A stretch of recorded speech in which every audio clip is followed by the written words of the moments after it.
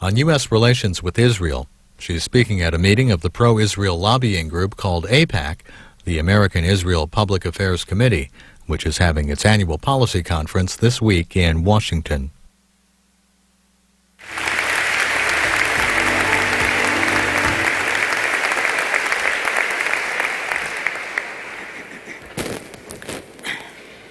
Thank you and good morning.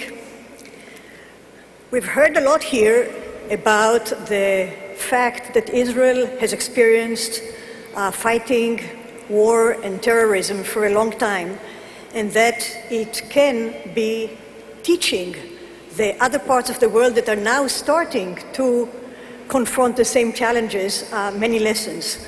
There is a lot of cooperation going on, but I would like to start with a puzzle.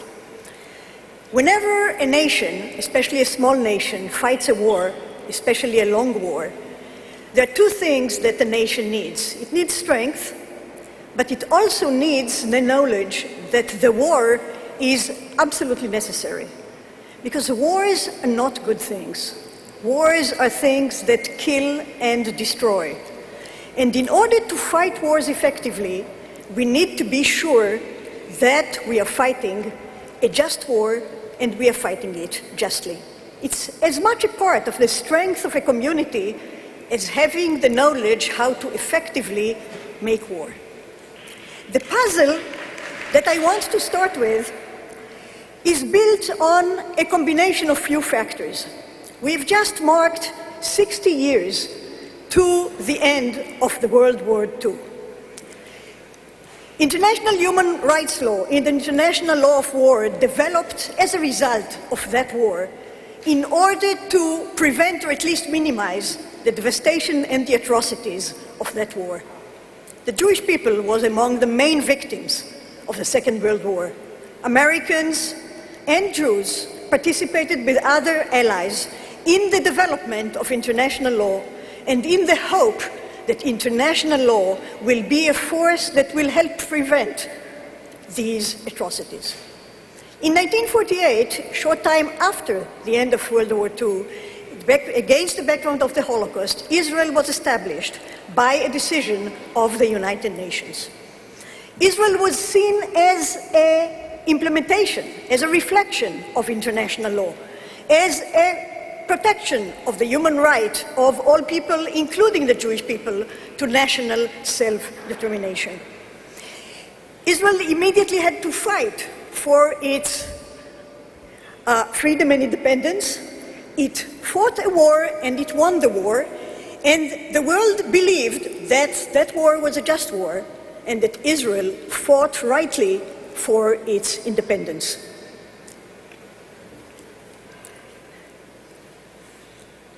Nonetheless, when 5 years ago the second uprising or a war started again in Israel, and Israeli civilians were targeted and killed in the hundreds in a part of a conflict between Israelis and Palestinians following the collapse of the Camp David talks, the feeling in the world was very different. On the one hand, there were those, many of them sitting here, that said that Israel was the victim of the violence, that Israel indeed was the one that was fighting a war of defense, and it was doing what it was doing in fighting terrorism with restraint, as we've just said. But others said that Israel actually is the villain. It's the arch enemy of human rights and international law in the world. And the puzzle that I want to present here is the fact that a state that was built on a commitment to human rights, seen as a reflection of human rights, seen as a product of international law, is now seen by some as the enemy, as the culprit of international law and human rights. And I want us to look into this puzzle. There are two main ways in which Israel and its supporters responded to this puzzle. The one extreme is to say that, indeed, Israel is committed to human rights and international law. And it has to understand and to accept the interpretation of human rights and international law as they are given by NGOs, human rights bodies, etc. And it has to mend its way. It needs to reflect. There are some people outside of Israel who take this position, some people inside Israel who take this position. At the other extreme, there are those who say this is really a distortion of international law. This is a politicized international law. This is really anti-Semitism. We don't want to do that. Israel must do what it needs to do to fight for its independence. We are not going to accept an international law that doesn't give us the tools to fight effectively. I want to argue that both extreme positions are not acceptable. I don't think that Israel should accept the situation that international law and human rights do not allow it to do what it does.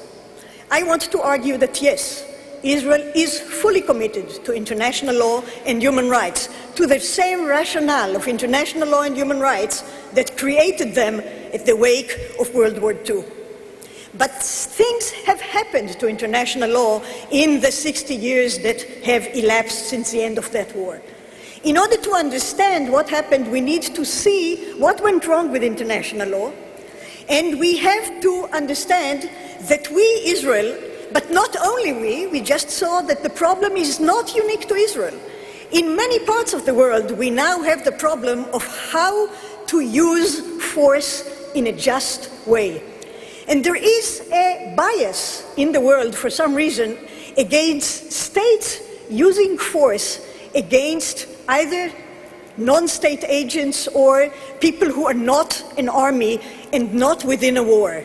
And this is something that is weakening us in a struggle against new forms of war and new threats.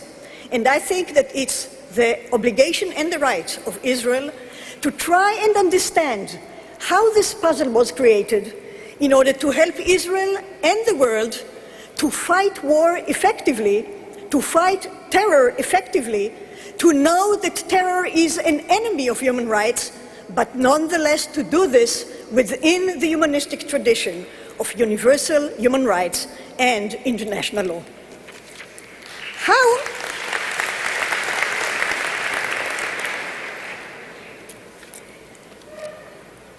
I would like to do this by identifying 3 ways or 4 ways in which international law, as it was developed, does not give us adequate responses to some challenges ahead. The beginning is the problem of the norms of international law. The norms of international law and human rights law were developed, as I said, in the wake of World War II. And they presuppose a war that is like World War II. World War II was a long war, but a war with a beginning and an end. It was a war among states. It had identifiable borders. There was a distinction between military, armies, and civilians, combatants and civilians. And luckily for all of us, it was a clear war in which one side was aggressive and expansionist, the other side were fighting for dignity and freedom, and the good side won. This is a bad war, but a good paradigm. But it's a limited paradigm. International law is therefore built on the understanding that aggressive war is bad. But it also is built on a strong distinction between armies and civilians, and on the assumption that military occupations are very short-term things that happen within war or shortly after a war before there is an agreement, and in the agreement we have a just agreement because the side that wins is the side that should have won. All of this is not necessarily the case. And now we have international law that doesn't give us an answer of how to deal with struggle against non-state agents, a struggle that never ends, a struggle that is a guerrilla war or a civilian war, a struggle where the combatants are hiding within civilian population, a struggle where an occupation has been prolonged more the existence of Israel, and it has prolonged not because Israel wanted to perpetuate the occupation, but because there was no pressure or agreement or willingness to do what international law presupposes should be done in such situations, and that is reach an agreement that will settle all outstanding issues and allow the two parties to the war start a new page going into peace, cooperation, and nonviolence. So this is the first problem of international law.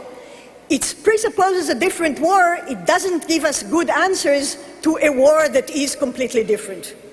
This is combined with the fact that international law is intentionally not effective.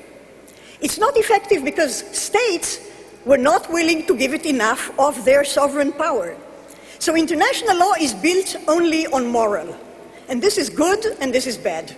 It's bad because international law is not effective. If you stand and you're a victim and you play and want international law to protect you, international law alone cannot do it.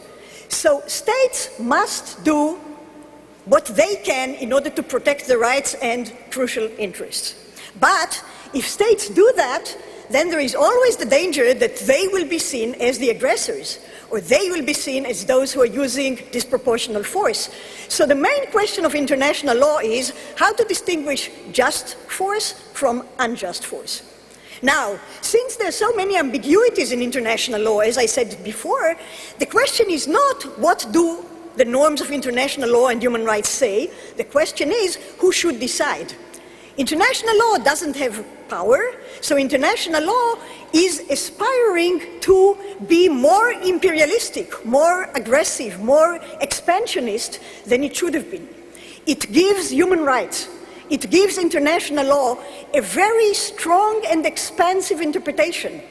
And thus you have a tendency in international law, which is similar to a tendency you sometimes have in national law. You see a tendency in international law to expand and disguise political issues as if they are legal ones.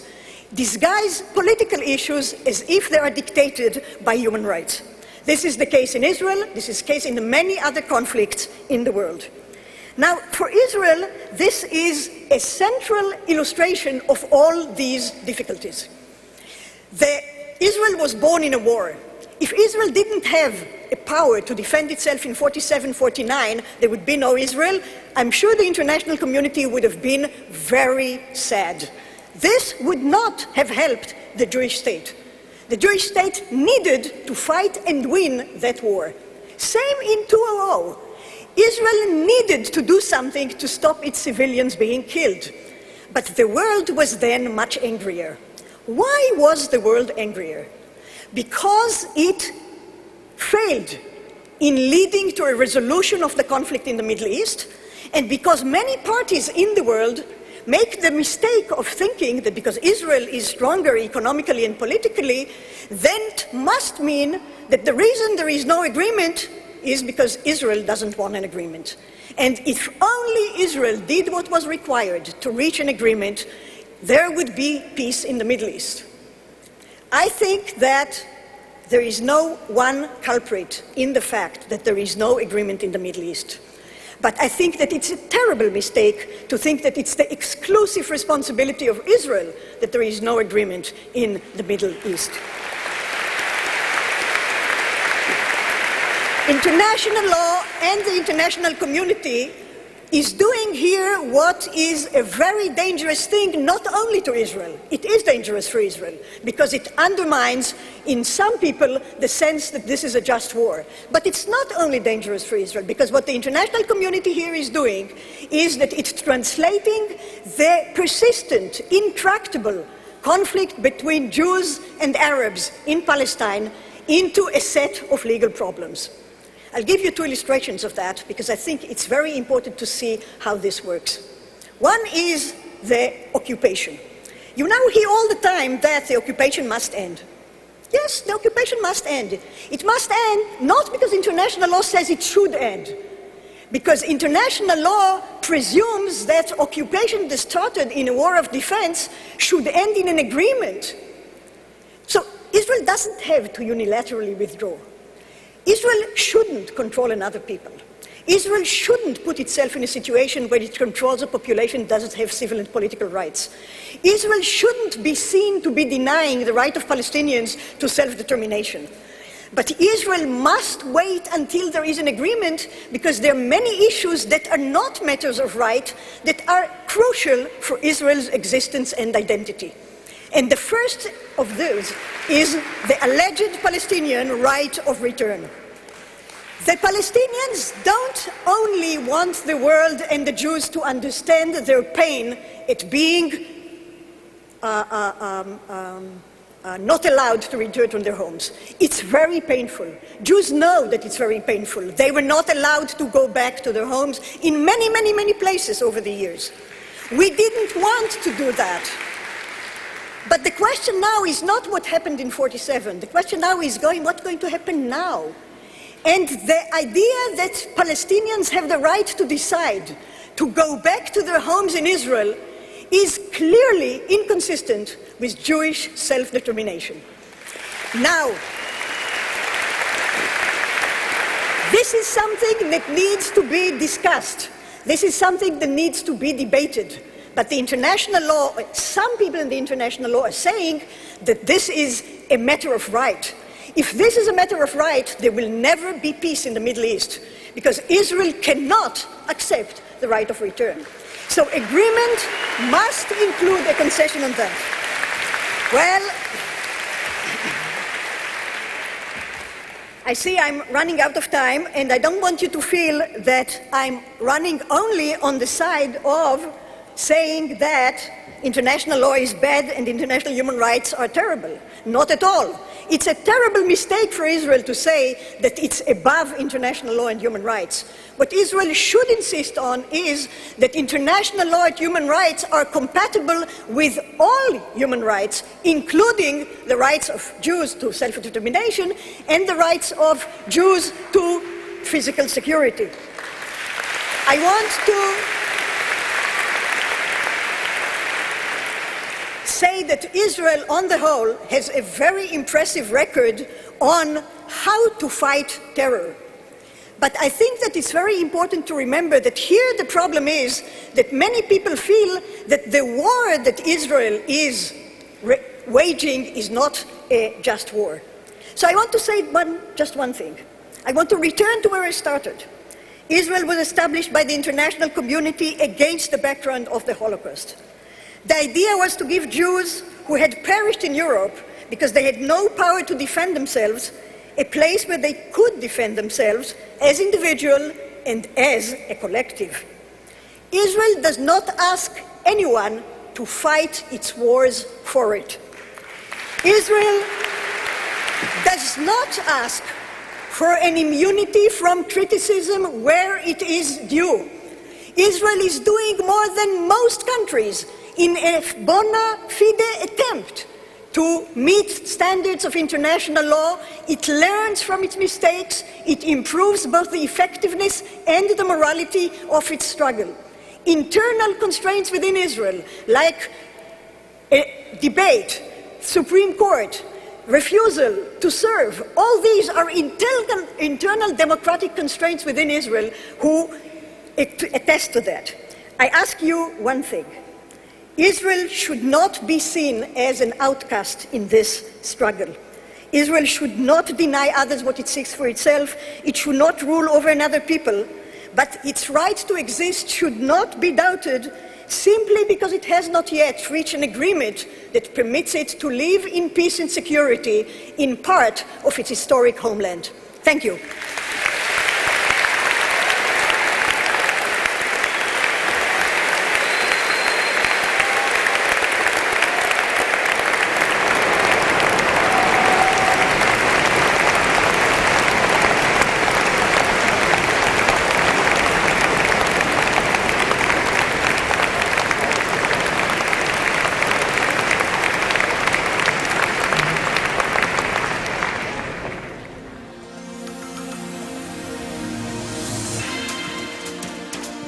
AIPAC never lets you retire.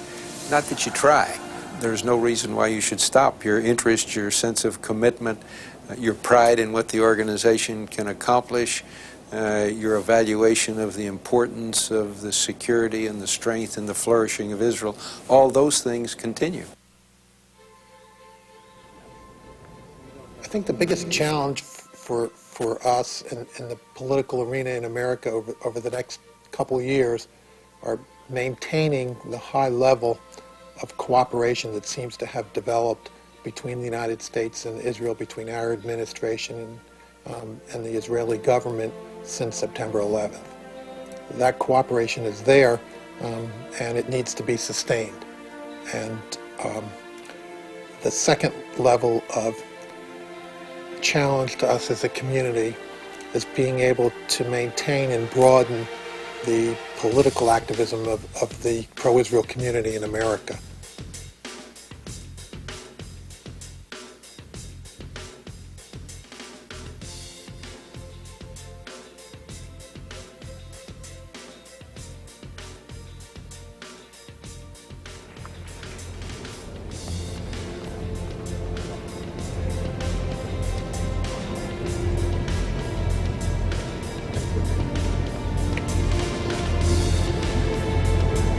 We have to make AIPAC a viable organization for the next generation, because we cannot afford to lose one single person. There have to be people there to speak for Israel. And that's why we will do anything for the future of AIPAC.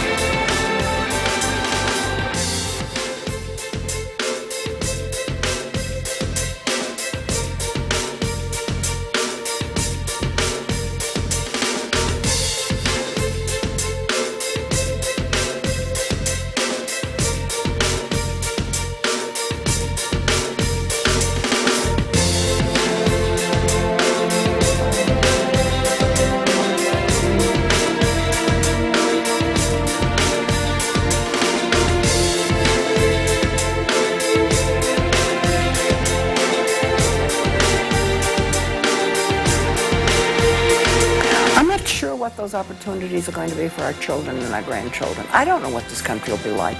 So that therefore our ability to bring AIPAC forward so that there will always be an organization that works in Washington and around the country to maintain the U.S. Israel relationship is going to be just critical.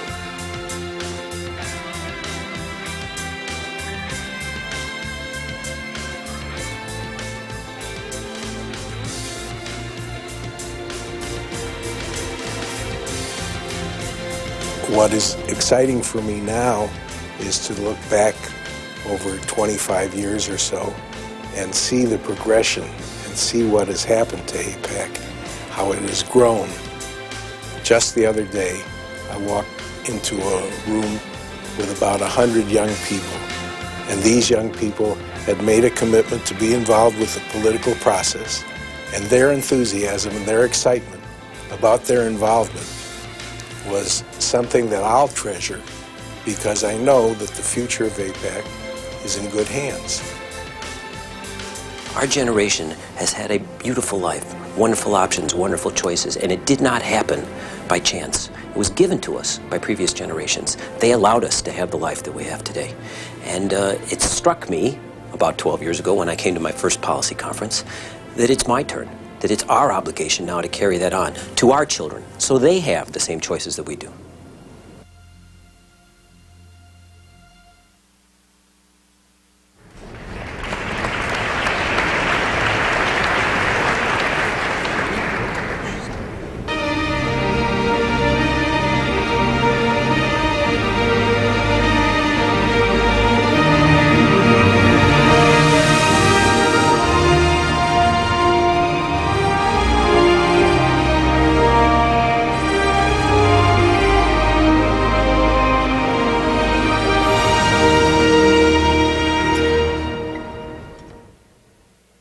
Ladies and gentlemen, the Secretary of State of the United States of America, Condoleezza Rice.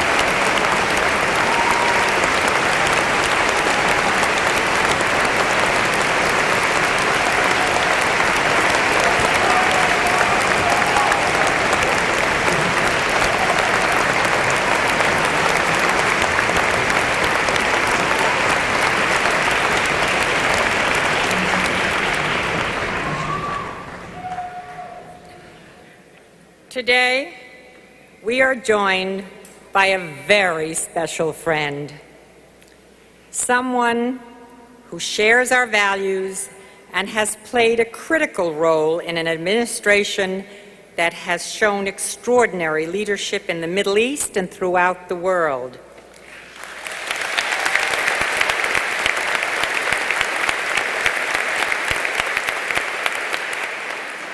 An administration that sticks to its principles and supports its friends.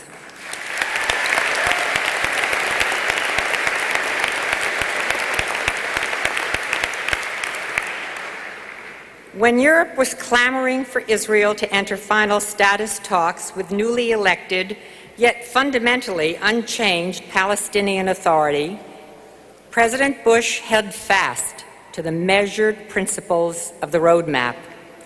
He continued to insist that until the terrorism stops and its infrastructure is dismantled, efforts to push for peace are destined to fail.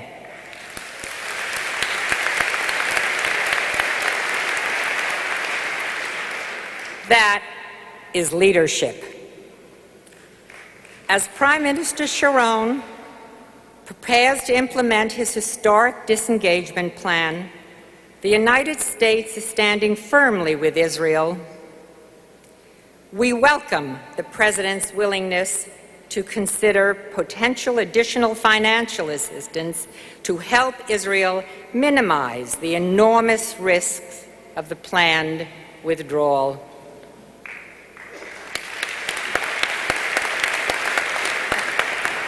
That is leadership. Elsewhere in the Middle East, the United States is helping spread the seeds of democracy in places where oppressive governments have ignored their citizens' rights and denied them a future. The leaders of our nation are working to promote liberty while continuing to wage an uncompromising battle against terrorism wherever it exists. They have recognized that Israel's fight is America's fight, and that terror is a threat to the entire free world.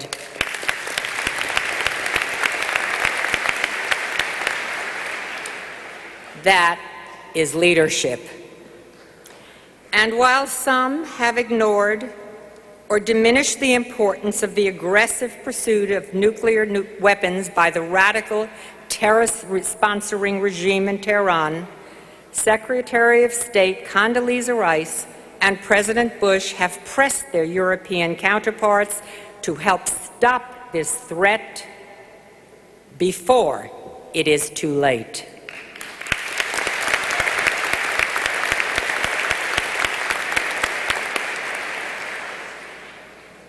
This administration has made clear to the world that it will not allow Iran to become a nuclear power.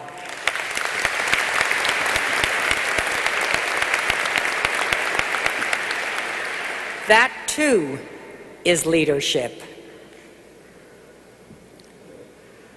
Secretary Rice, AIPAC will continue to work with you and the administration and with the Congress to help to ensure that Iran will not be able to threaten the Middle East and the world with its nuclear arsenal.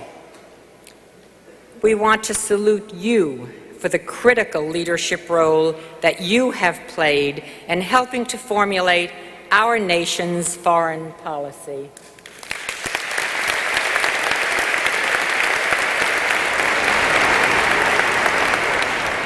We thank you for all of your efforts and for your commitment to working with Israel, our ally and dear friend, every step of the way.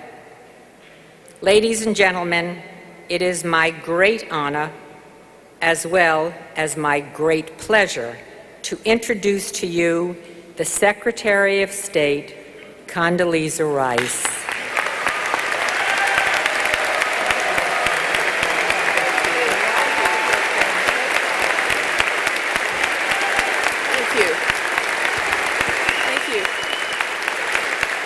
Thank you very much.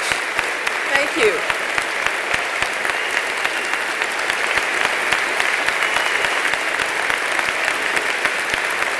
Thank you very much. Thank you.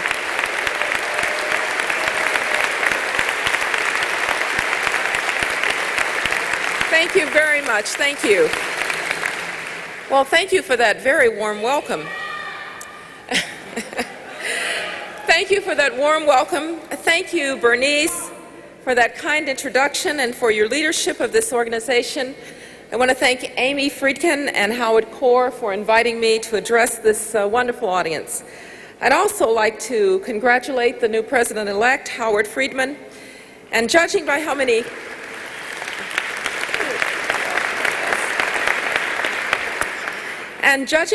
students I see in the audience today, I know that AIPAC's future is clearly going to be bright.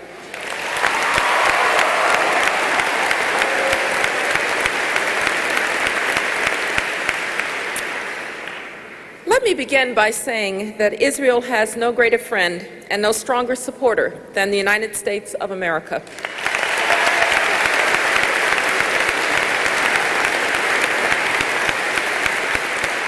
For over half a century, AIPAC has strengthened the religious, cultural, and political bonds that unite our two great nations, and I thank you for that. The United States and Israel share much in common. We both affirm the innate freedom and dignity of every human life, not as prizes that people confer to one another, but as divine gifts of the Almighty.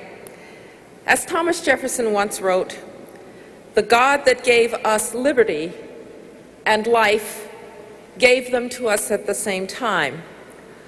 Moral clarity is an essential virtue in our world today. And for 60 years, cynics and skeptics have proven that we have been looking to false choices in the Middle East.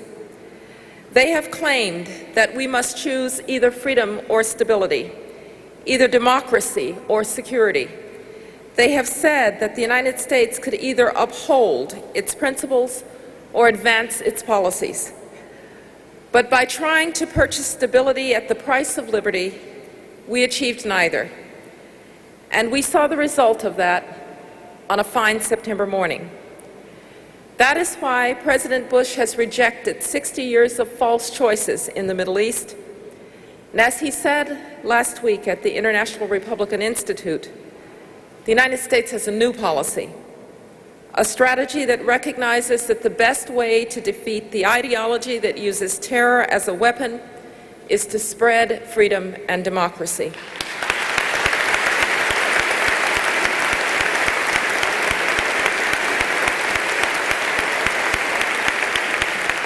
The President holds the deep belief that all human beings desire and deserve to live in liberty. This idea, of course, did not immediately find favor. Many continued to defend the false choices of the past. But we knew then, and we know now, America's message is clear. Our principles are sound and our policies are right. And today, the nations of the world are finally joining with the United States to support the cause of freedom.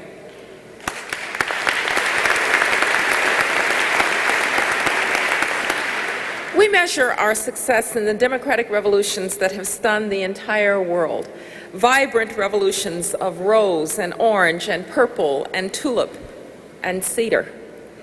The destiny of the Middle East is bound up in this global expansion of freedom.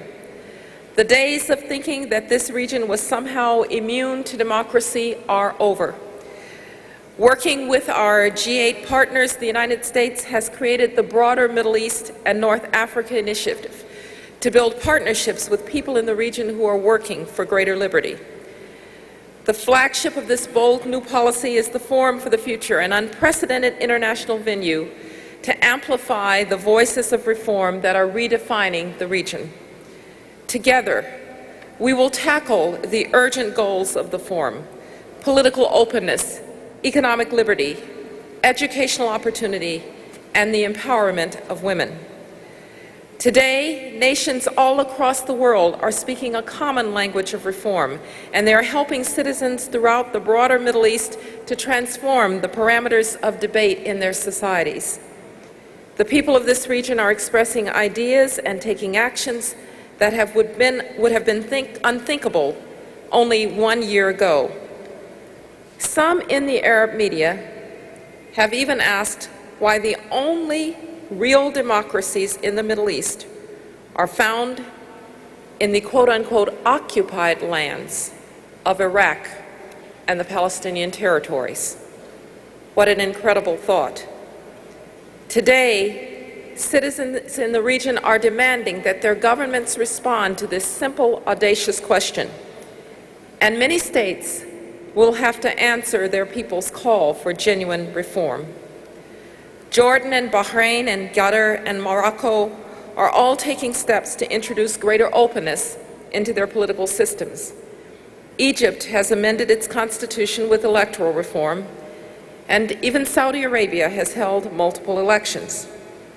And just last week, remarkably, the Kuwaiti legislature granted its women citizens the right to vote.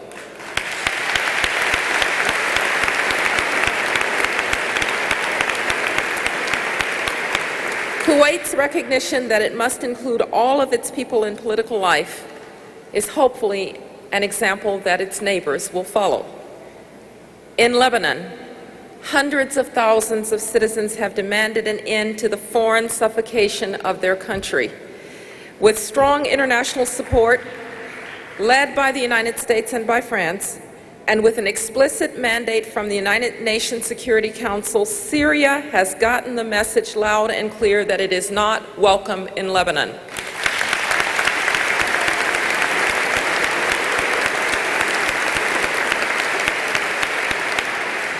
The Syrian regime has withdrawn its decades-long military presence. And at the end of this month, the Lebanese people will go to the polls and set a new course of action. But we cannot rest. Syria must also remove its intelligence forces and allow the Lebanese people to be free.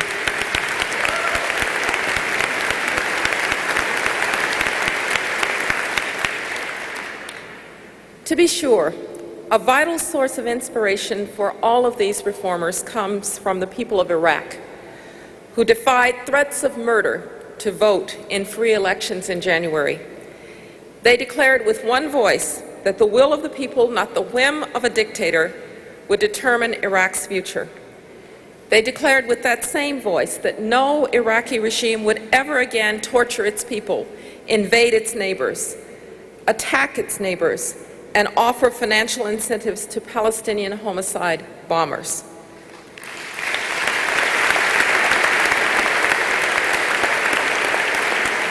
Today, Iraq has a transitional government that will soon begin framing a new national constitution. Free nations everywhere have rallied to Iraq's side. There is a coalition of 30 countries helping the Iraqi people to defend themselves from murderers and terrorists. NATO is training Iraq's army officers, police forces, and civilian administrators. And next month, at the request of Iraq's new government, the United States and the European Union will co-host an international conference to build greater support for democracy, prosperity, and security. Now, I speak to these reform efforts because the United States looks to a future and has a vision of the day when Israel is no longer the sole democracy in the Middle East.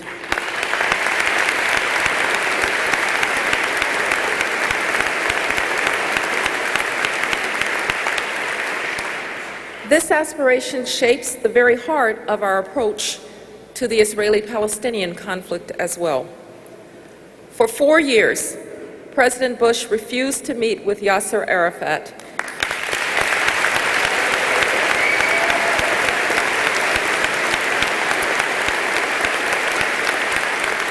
He did so because Arafat valued neither Israel's security nor his own people's liberty. There were those who ridiculed this principled decision as if the refusal to negotiate with a man who aided and abetted terrorism somehow revealed a lack of concern for peace. America and Israel had tried before to gain peace where democracy did not exist, and we are not going down that road again.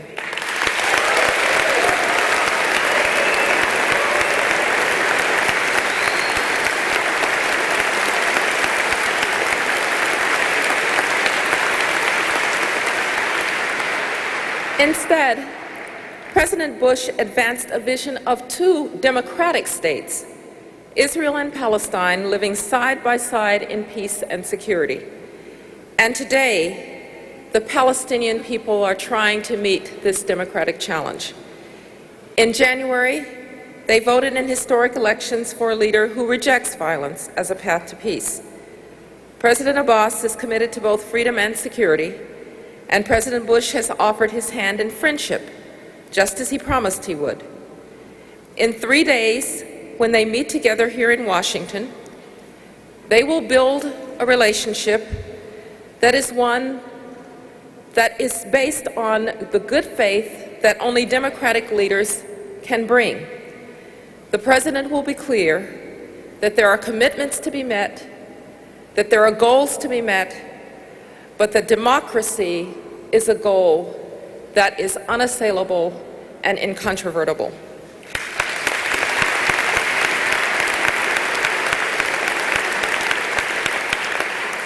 Prime Minister Sharon has also recognized that Israel is gaining a legitimate partner for peace, and he has made courageous decisions that could change the course of history. Beginning in August, Prime Minister Sharon will implement his plan to withdraw from Gaza and parts of the West Bank.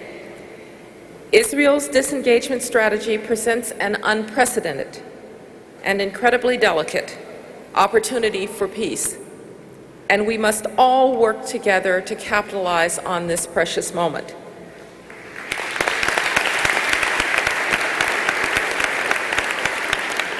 To strengthen our present opportunities, all nations must meet their obligations. Israel must take no actions that prejudice a final settlement or jeopardize the true viability of the Palestinian state. And Israel must help to create the conditions for the emergence of that democratic state. The Palestinian Authority must advance democratic reform, and it must dismantle all terrorist networks in its society.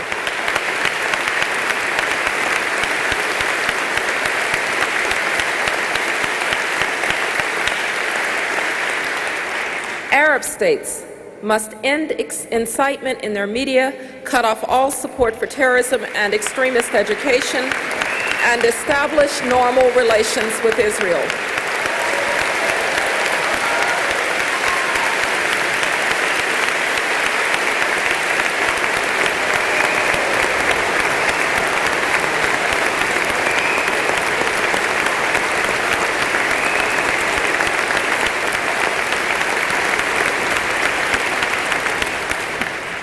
To nurture our present opportunity, President Bush proposed and the Quartet nations endorsed the appointment of James Wolfenson as Special Envoy for Gaza disengagement.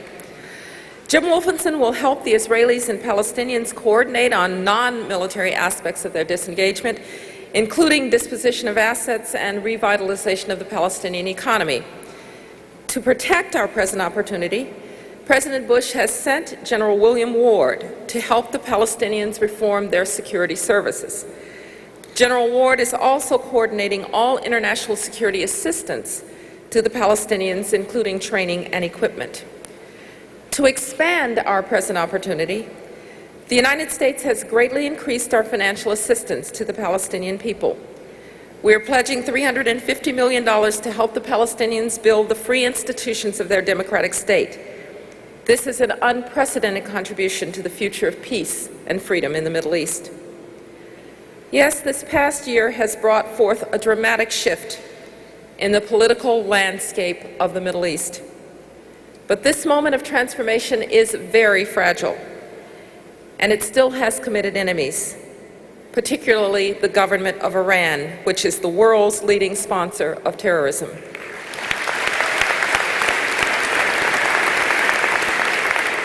The United States has focused the world's attention on Iran's pursuit of weapons of mass destruction.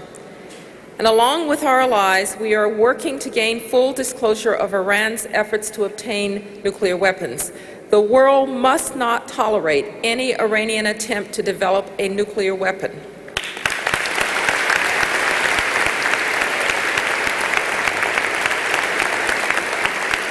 Nor can it tolerate Iran's efforts to subvert democratic governments through terrorism.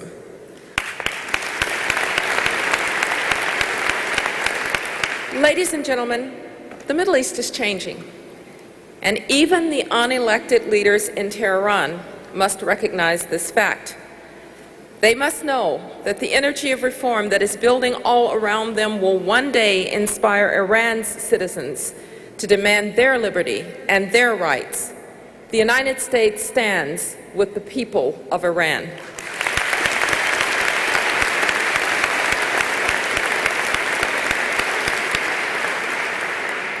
President Bush has declared that advancing the cause of freedom is the calling of our time. And in the broader Middle East, his policies are expanding the scope of what many thought possible. With our support, the people of the region are demonstrating that all great human achievement begins with free individuals who do not accept that the reality of today must also be the reality of tomorrow. Of course, there will always be cynics and skeptics who hold the misguided belief that if they cannot see their goal, then it cannot be possible. They will try to elevate their cynicism by calling it realism. And they will criticize all who echo the stirring words of Theodore Herzl, "If you will it, it is no dream."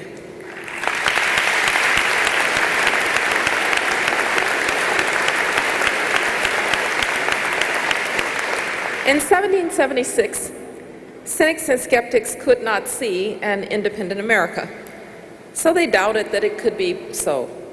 They saw only 13 colonies that could never hang together and would surely hang separately. But there were others who had a vision of the United States as a free and great nation, a democracy, and one day, a complete multi-ethnic society.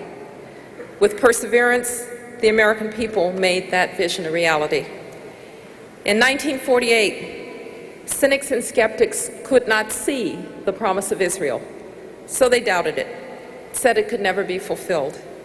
They saw only a wounded and wandering people, beset on all sides by hostile armies.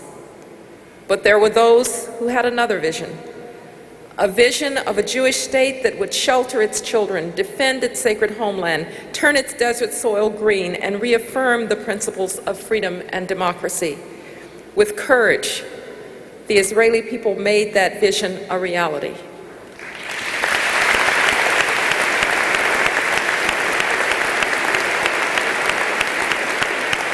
Today, cynics and skeptics cannot see a democratic Middle East, so they doubt that it is a realistic goal. They focus only on the despotism that has shaped the region's past and still defines much of its present.